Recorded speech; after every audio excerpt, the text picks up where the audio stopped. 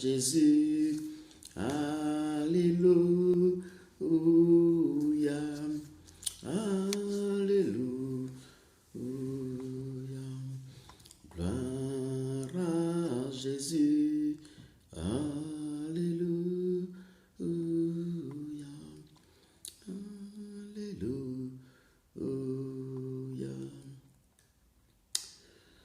Rendons grâce au Seigneur, rendons grâce. C'est pour son amour, son amour. Rendons grâce au Seigneur, rendons grâce. Rendons grâce, c'est pour son amour, son amour. Rendons grâce au Seigneur, rendons grâce. Rendons grâce, c'est pour son amour, son amour. Rendons grâce au Seigneur, rendons grâce. Rendons grâce, c'est pour son amour. Dès le matin, les oiseaux chantaient toutes les louanges de Dieu le Créateur. Et toi, mon ami, pourquoi ne chantais-tu pas l'amour de Jésus, ton Sauveur? Et toi, mon ami, pourquoi ne chantais-tu pas l'amour de Jésus, ton Sauveur? Rendons grâce au Seigneur, rendons grâce pour son amour, son amour. Rendons grâce au Seigneur, rendons grâce pour son amour. Dès le matin, les oiseaux chantaient toutes les louanges de Dieu le Créateur. Amen, amen, amen, amen, amen. Voici donc... je voudrais aborder ce thème qui dit « Veillez et priez » où le Seigneur Jésus-Christ a donné cet ordre. Il a dit « Veillez et priez ». Le Seigneur Jésus-Christ a donné cet ordre et lui-même a suivi l'ordre. Il a suivi l'ordre. Nous lisons dans Matthieu 26 au verset 41 où le Seigneur Jésus-Christ lui-même dit « Veillez et priez afin que vous ne tombiez pas dans la tentation. L'esprit est bien disposé, mais la chair est faible. » Voilà. Et si nous lisons encore au verset suivant, au verset 42, il dit « Il s'éloigna une seconde fois et pria ainsi. Mon Père, s'il n'est pas possible que cette coupe s'éloigne sans que je ne la boive, que ta volonté soit faite. » Amen. Voilà. Donc le Seigneur Jésus nous a appris quelque chose, il nous a enseigné. Et il enseigne cette parole à des gens qui étaient censés être éveillés. Voilà, parce que quand il dit veillez et priez, il ne parle pas à quelqu'un qui ne pouvait pas veiller. Il ne parle pas à quelqu'un qui n'était pas en mesure de veiller. Il parlait à des gens qui étaient certainement capables de veiller et de prier. Et veiller et prier.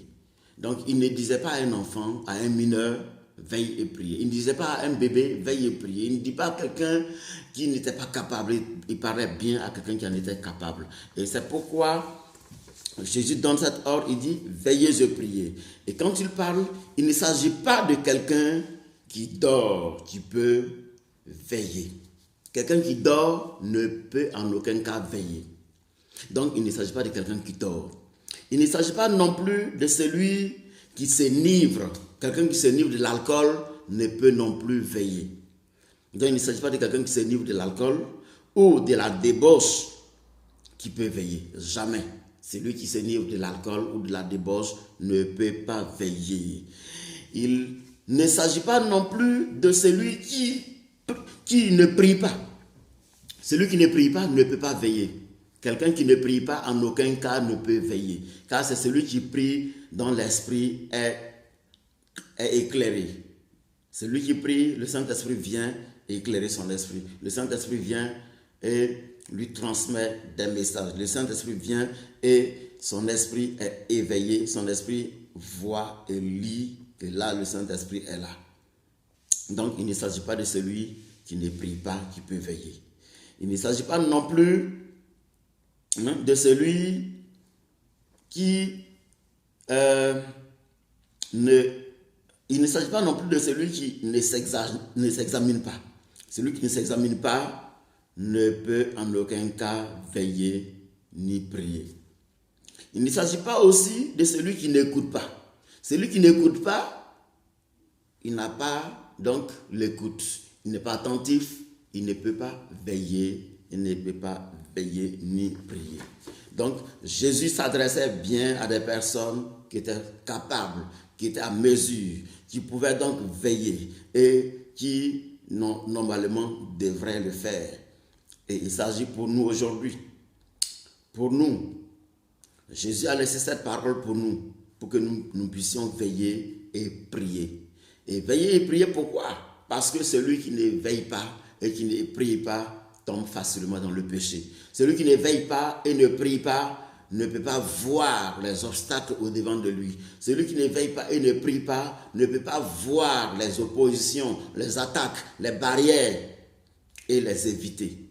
Celui qui ne veille pas et ne prie pas ne peut pas être fort pour braver les situations, les tentations, les pièges de Satan et son royaume. Celui qui ne veille pas et ne prie pas ne peut pas affronter ces choses et sortir triomphalement. Alors, de qui s'agit-il? Alors que Jésus disait cela, il ne s'agit pas non plus de celui qui ne veille pas. Celui qui ne veille pas ne peut pas prier. Celui qui ne veille pas, comment il peut prier? Il ne peut pas prier. Il faut veiller pour prier. Il faut veiller et prier. Et veiller et prier, ça ne voudrait pas dire ne pas dormir la nuit. Loin de là. Le Seigneur n'a pas dit que tu ne dois pas dormir la nuit. Non.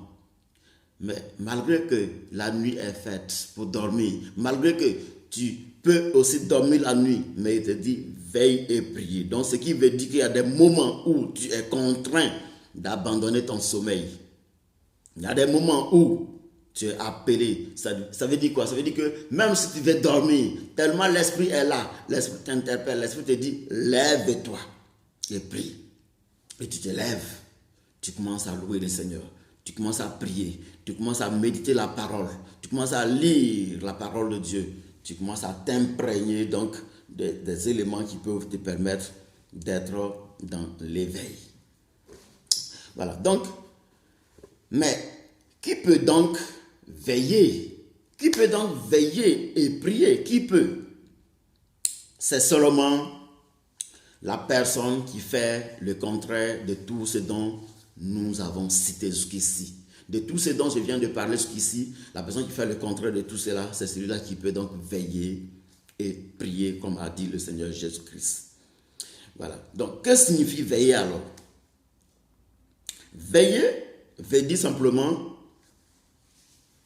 faire preuve d'esprit critique. Faire preuve d'esprit critique. Faire preuve d'esprit qui est très vigilant, qui est très tranchant, d'un esprit critique.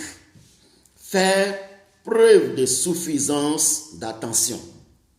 Faire preuve de suffisance d'attention. Donc, faire suffisamment attention. Ok? Voir. Avoir, évidemment. Avoir les yeux bien ouverts pour voir. Avoir les yeux bien ouverts pour voir. Or, avoir bien les yeux bien ouverts ne voudrait pas dire non plus que tu ne vas pas dormir. Ne voudrait pas dire que tu ne vas pas fermer les yeux par moment. Non, ce n'est pas cela. Ça voudrait simplement dire que malgré que tu peux dormir, mais l'esprit reste bien un esprit qui ne dort pas. Un esprit, même pendant que tu dors, le Saint-Esprit te communique des messages, il te donne des visions, il te donne des songes, et l'esprit qui veille arrive à garder ce que le Saint-Esprit t'a communiqué pendant la nuit. Je prends un exemple. Il peut donc arriver que le Saint-Esprit t'a révélé que demain, sur la route de ton travail, à 10 km de chez toi, il pourrait avoir un accident. Le Saint-Esprit donc te révèle cela. Et toi, puisque le Saint-Esprit t'a révélé, c'est pour que l'accident ne t'arrive pas.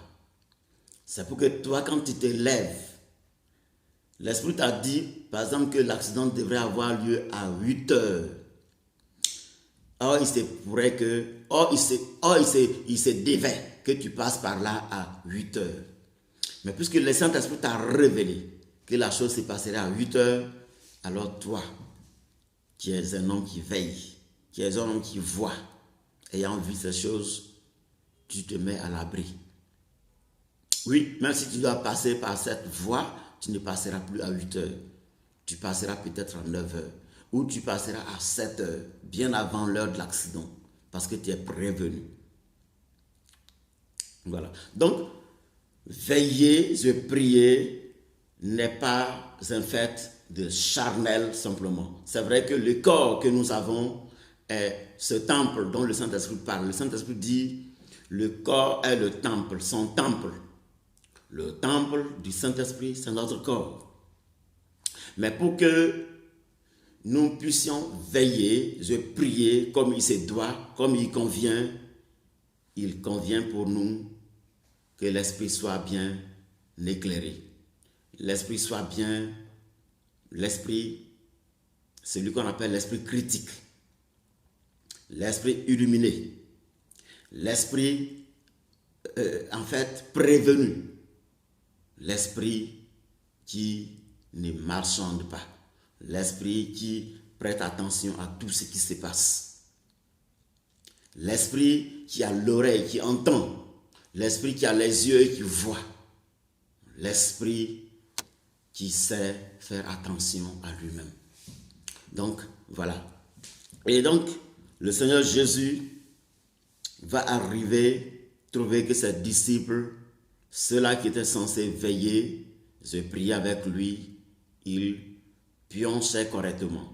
Ils dormaient copieusement. Ils étaient plongés dans un sommeil profond. Alors le Seigneur va leur demander, pourquoi n'avez-vous pas veillé 1 heure avec moi?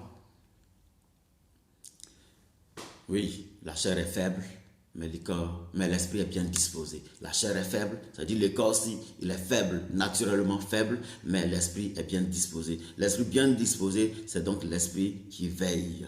C'est donc l'esprit qui est éclairé, c'est donc l'esprit qui est informé, c'est donc l'esprit dont rien ne peut surprendre, parce que bien informé de tout ce qui peut arriver. Voilà. Donc, arriver à discerner tout ce qui se passe est donc l'une des capacités d'un esprit bien élucidé, d'un esprit bien éclairé, donc de l'esprit qui peut veiller et prier. Donc, il est important pour nous, enfants de Dieu, il est important pour nous qui sommes partenaires de réveil, il est important pour nous qui nous disons partenaires de réveil, partenaires donc des hommes, de ceux-là qui ne dorment pas, de ceux-là qui ne se livrent pas au péché, de ceux-là qui ne se livrent pas au mensonge, de ceux-là qui ne se livrent pas à la mondanité, de ceux-là qui ne se livrent pas à tout ce qui peut attirer l'attention du charnel ou du maternel. Oui, le maternel, c'est-à-dire celui-là qui est à son tout début. Toi, tu es un homme aguerri, un homme mûri, grâce à l'Esprit de Dieu qui habite en toi et grâce aussi à ton obéissance. L'Esprit de Dieu peut te parler, il peut t'avertir, il peut te renseigner, il peut t'informer de tout ce qui peut arriver. Mais puisque toi, tu n'as pas l'habitude de te discipliner, d'obéir, alors tu risques de passer de côté. Tu risques de ne pas prendre au sérieux ce qui est révélé et tu vas tomber encore dans les mêmes pièges. Alors, pour nous, enfants de Dieu, il est important pour nous de veiller à ces choses. Il est important pour nous, en tant que partenaires de réveil, de veiller à ces choses, de se lever, de se donner une certaine rigueur pour y arriver. Car sans la rigueur, il est presque impossible d'obtenir certaines choses qui sont surtout des choses spirituelles, qui sont surtout des choses dont l'Esprit seul en a la capacité de contrôler. Actuellement, je me rends compte parce qu'en ce moment même, je dirige une classe d'étudiants de près de 140 personnes. Et ces 140 étudiants, c'est là que je me suis rendu compte qu'effectivement, l'être humain ne change pas. L'être humain est presque le même partout. Oui, qu'il soit un Congolais, qu'il soit un Ivoirien, qu'il soit un Burundais, qu'il soit un Béninois, qu'il soit qui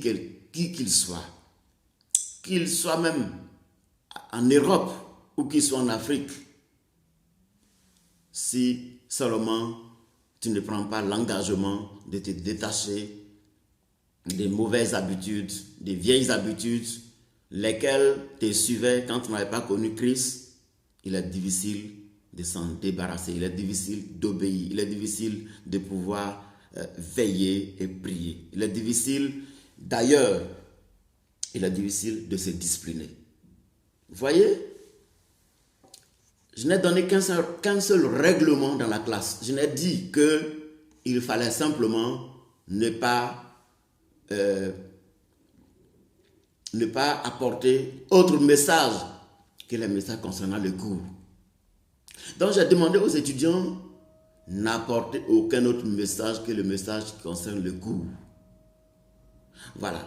Donc, ne venez pas nous afficher vos publicités de je ne sais quoi. Ne venez pas nous apporter vos vidéos de votre fête, de votre anniversaire, même votre vidéo de votre prédication. Ne venez pas l'apporter dans la classe de cours. Mais, hélas, l'être humain reste ce qu'il est.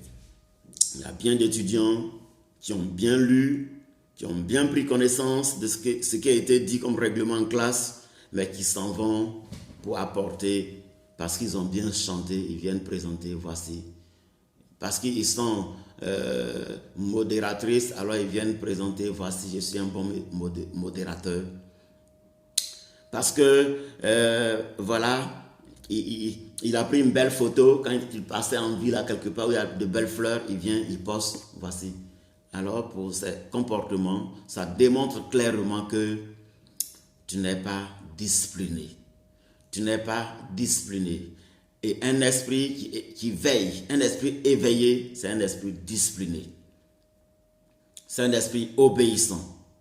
C'est un esprit discipliné, obéissant, fidèle. Un esprit qui a un caractère qui est acceptable. Acceptable partout, pratiquement où il passe. Il peut s'en sortir. Pourquoi? Parce qu'il a l'écoute. Il a l'écoute, il est vigilant, il veille. Il prête attention à ce qu'on lui dit. Il prête attention à ce qu'il entend. Il prête attention à ce qu'il voit. Il prête attention à ce qu'il lit. Il fait attention à lui-même en tant qu'enfant de Dieu. Parce que les qualités d'un enfant de Dieu, d'abord, c'est celui-là qui a compris que je dois du respect à tout ce que je vois, à tout ce que j'entends. Le mot respect, très important. Très important. Je me rappelle, dans mon enseignement, dans l'un de mes enseignements, je parlais de l'intégrité. Et qui peut être intègre? Celui-là qui doit être intègre. Intègre à quoi d'abord? Intègre aux valeurs qu'on peut défendre, aux valeurs de grande morale. Et ici, pour nous, intègre à la parole de Dieu, intègre dans le cheminement de l'accomplissement de la volonté de Dieu dans ta vie. Intègre dans cette loi que le Seigneur Jésus nous a laissée. Il a dit, médite cette parole nuit et jour, afin de ne pas tomber. Il dit, médite cette parole nuit et jour, que ton cœur ne s'éloigne point d'elle. Ainsi le Seigneur Jésus nous a prêché, il nous a laissé la parole, il nous a laissé cette parole dont nous-mêmes, en tant qu'êtres humains, nous ne sommes pas suffisamment amenés à comprendre. Or, Pour y arriver, il faut simplement arriver. Il faut simplement accepter. Il faut accepter de comprendre. Il faut accepter d'écouter. Il faut accepter d'examiner et faire comme un enfant. Un enfant, c'est celui-là qui demande comment dois-je faire ceci? Comment dois-je m'y prendre? Comment dois-je y arriver? Et on guide l'enfant, parce que c'est un enfant, pour qu'il y arrive. Mais si quelqu'un se montre désobéissant, il se montre indiscipliné, il se montre irrespectueux même envers les moindres règles qu'on fixe, comment pourrait-il dire que je suis éclairé? Comment pourrait-il dire qu'il a un esprit éveillé? Non. L'esprit éveillé ne peut jamais être ces gens, ne peut jamais partager ce genre de comportement. L'esprit éveillé fait toujours attention à lui-même. Il fait toujours attention aux autres. Il fait toujours attention à ce qu'il entend, à ce qu'il écoute. Or, il nous a dit que la foi vient de ce qu'on entend. Et ce qu'on entend vient de la parole de Dieu. Comment pourrais-tu avoir la foi? Et comment pourrais-tu conserver cette foi si tu ne veilles pas, si tu n'écoutes pas, si tu n'es pas discipliné, si tu n'es pas obéissant? Enfant de Dieu, il est donc important que nous puissions comprendre que nous devons, dès lors que nous sommes capables de pouvoir prendre des choses matures et les conserver, les choses matures et mettre sur nous-mêmes. Dès lors que nous savons prendre des bonnes choses pour nous-mêmes, prendre des bonnes choses pour ceux qui nous sont chers, alors nous devons conserver les bonnes choses. Quand nous recevons, nous devons les conserver. Oui, le Seigneur Jésus disait, « Quand reviendrai-je sur la terre, trouverai-je la foi? Trouverai-je la foi sur la terre quand je reviendrai? » Le Seigneur Jésus sait de quoi il parle. Il sait. C'est parce qu'il sait que malgré que l'homme est intelligent, est capable de bien prendre ces choses et de bien les faire, il est aussi capable de les délaisser. Il est capable de tomber dans la mondanité, donc dans la vie charnelle. Dans la vie charnelle, donc pour ne pas pratiquer les choses de l'esprit, pour ne pas pratiquer les choses spirituelles, ce qui peut le conduire dans le meilleur. Or, nous savons que tout ce qui domine sur le monde, c'est tout ce qui est spirituel. Oui, quelqu'un dira, est-ce que ces grands hommes de ce monde sont-ils chrétiens, sont-ils enfants de Dieu? Tenez-vous bien. Même Satan lui-même était près de Dieu. Il s'appelait Lucifer. Il était appelé ange de lumière. Donc de nos jours, il continue de jouer son rôle. Il continue de jouer le rôle. En effet, il joue le rôle, mais le mauvais rôle. C'est pourquoi il a le savoir. Il a la connaissance. Mais quelle connaissance? La mauvaise connaissance. Une connaissance pour faire le pire, pour faire ce qui est mauvais. Une connaissance pour ramener les enfants de Dieu à l'enfer, pour les conduire dans la perdition. Alors pour nous, enfants de Dieu, il est important de savoir ces choses et de s'en tenir. Un grand écrivain français allait dire, je crois que celui-là aussi, il avait vraiment l'esprit de Dieu en lui, il était éclairé. Rabelais. Rabelais, donc François allait dire, science sans conscience n'est que ruine de l'âme. Science sans conscience n'est que ruine de l'âme. Pourquoi il peut avancer une telle phrase pratiquement proverbiale? Science sans conscience n'est que ruine de l'âme. 500 n'est que l'une de l'âme, pour dire clairement que sachant ces bonnes choses, les connaissant la discipline, connaissant tout ce qui est bien pour nous, mais les abandonnant pour faire ce qui est mauvais pour nous. Vous voyez, si aujourd'hui il arrive qu'on puisse parler d'homosexualité, on puisse parler de pédophilie, on puisse parler des choses qui n'ont pas de bonnes valeurs, qui pervertit la morale, qui pervertit la bonne manière de faire les choses. Pourquoi? Ceux qui pratiquent ces abominations, pourquoi? Ce ne sont pas des gens qui ne sont pas allés à l'école. Ce ne sont pas des gens qui ne sont pas là dans les grandes écoles. Bien au contraire, c'est des gens qui ont percé et qui se sont laissés conduire par les forces du mal pour arriver à tel point à ne plus avoir l'esprit lucide, ou ayant même les yeux bien ouverts, ne voit plus. Ayant les yeux bien ouverts, mais ne voit plus véritablement. Oui, c'est pourquoi un homme va aller contre nature. Un homme qui était censé aller avec une femme se met à aller avec un homme. Et après, il vient dire qu'il veut d'enfant.